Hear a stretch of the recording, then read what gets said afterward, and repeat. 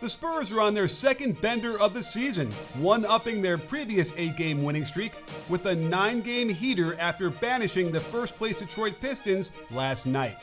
And while all the headlines gravitate towards Victor Wembanyama, and deservedly so, there is another player who needs some juice as well, since he's been a king in his castle.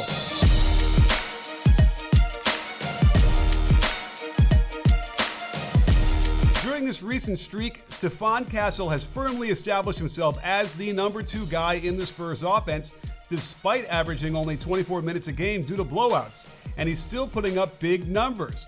But it's the connection he and Wemby have made together that causes the most problems in the league, and it's not just on offense.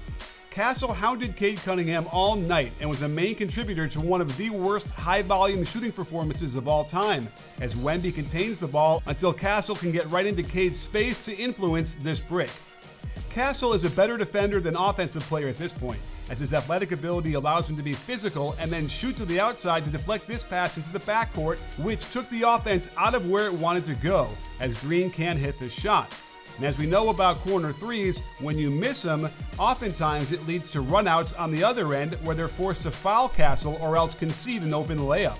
More harassment by Castle starting at half court. He refuses to be screened off, and it helps when there isn't a lot of shooting and Harper can ignore his man to get an early help position. But Castle refuses to be screened, and when they double in here, there is Wemby to make what would normally be an easy shot into something almost impossible. This Princeton action is designed to get the ball to Cade out top after the handoff at the wing.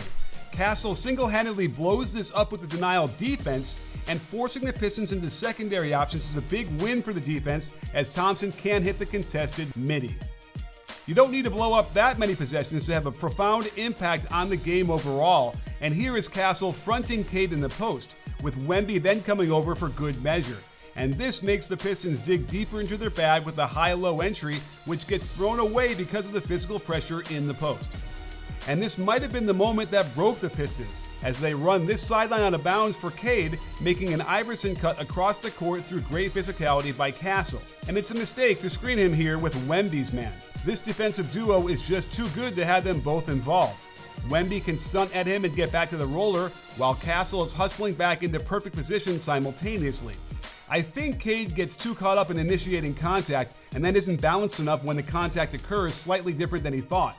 Castle cleanly blocks this with his left hand and then tracks down the loose ball. Why not run a pick and roll in the backcourt with Wemby, since it forces a switch and allows Castle to attack a lesser defender in Ron Holland. So he hits him with a tween, lefty pound dribble into the middle, weight room, and one for a 10-point lead they never relinquished. As for Wembanyama, of course the blocks are the big highlights, and he had no less than 6 of them, but there are times when he simply prevents shots at the rim just by being in the vicinity, which then led to another great defensive effort by Castle to close out and influence this miss by Robinson in the corner. Wemby is so long and mobile that he can do things that coaches would consider wrong and still be effective, like dropping with the ball and the roller, going for the pass fake by turning all the way around before recovering enough to make this shot harder than it would have been. And to avoid getting cross-screened, Wemby sniffs this out early and tries to give himself enough space to sneak through, but that got him to his man on the cut way late. Doesn't matter, as his arms are so long he can just reach around and poke it away into a turnover. It kind of feels unfair when you see him block a shot and then keep it in play so that the Spurs can go on the attack into a fast break. And I know I feel that way as well when I see something that crazy that happened last night, which is why I want you to delete any sportsbook app you have on your phone right now. Okay, did you do it? Because now I want you to go and download Polymarket. They're the world's largest prediction market where you can use the knowledge you get from my videos to make informed decisions in real time on any game in any state. Polymarket makes it easy by displaying the odds and percentage, and you just pick a team to win. You don't get locked out like sportsbooks do, which means you can cash out of a position at any time during the game. The cool thing is you can take a position during the game and then decide to add more as the result gets closer and clearer, allowing you to make even more money like I did with the Bucks last week. If you win $100 on a sportsbook site, they'll take around $9 in fees. But Polymarket matches you up with someone else in a true market, so they'll only charge you 10 cents on the transaction. Best of all, use my code BBALL and they'll give you $10 free. No credit card, no deposit, nothing. Just make sure to use my code when signing up so you can skip the line and literally get $10 to play with for free. Join the revolution with Polymarket. During this 9-game streak, Wemby has altered the way he's been getting scores, severely decreasing his isolations and cutting to the basket a lot more. And this is where his chemistry with Castle comes in, as Wemby is his favorite target for dimes. They love to run pick and roll on the right side in the vicinity of the elbow, and teams are willing to give Castle the 3-ball since he's below 30% on the season, but has upped that during this win streak to just below average.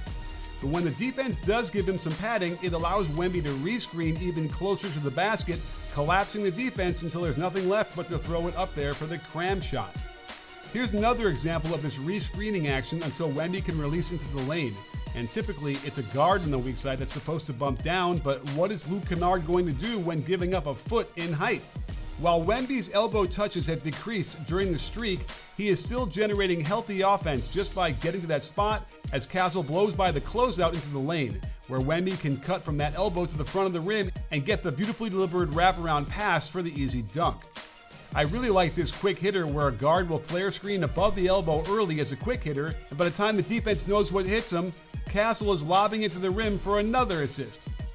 They flip it this time and have Wemby be the screener in that same area, and when both defenders jump to the shooter, Wemby cuts, Castle delivers, and the Spurs extend their lead in the fourth. I absolutely love how they put Castle into this position as well, so now he can be the one screening at the top of the key and cutting to the rim for the Wemby dime, as the defense's rim protector is left chasing from too far away. In order to mitigate some of the poor shooting from Castle, they'll put him in the dunker spot, and the key for the Spurs is to get the ball as much as possible to Wemby in the high post. He only needs to draw Castle's man one step towards him in order to slip the gorgeous bounce pass to the open cutter and the two-handed jam. The chemistry between these two is palpable, as Wemby knows where he is and how he likes it, as he leads Castle to the rim with this bounce pass between two defenders for another dime and another dunk. I love this play they had to initiate to the elbow while setting a backscreen on Castle's man before having him run pinch post around the elbow. If Wemby doesn't hand off immediately, he faces up and gets a chance to throw this lob perfectly to the rim for another 2 points. Again, he needs to be on the high post as much as possible.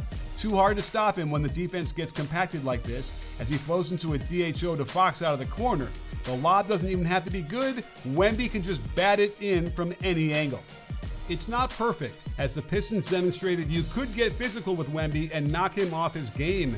Duren is a specimen, and he knows Wemby will get up in the air to contest virtually every shot, so all the little shoves and grabs and holds provoke some sort of reaction, and the only way Victor can overcome this is by getting stronger over time. But it doesn't seem to matter too much these days, as the Spurs are rapidly becoming the class of the Western Conference. And while it still feels like the Nuggets and Thunder could beat them this year, that might be the last time they'll be able to do so in the Wemby Castle era.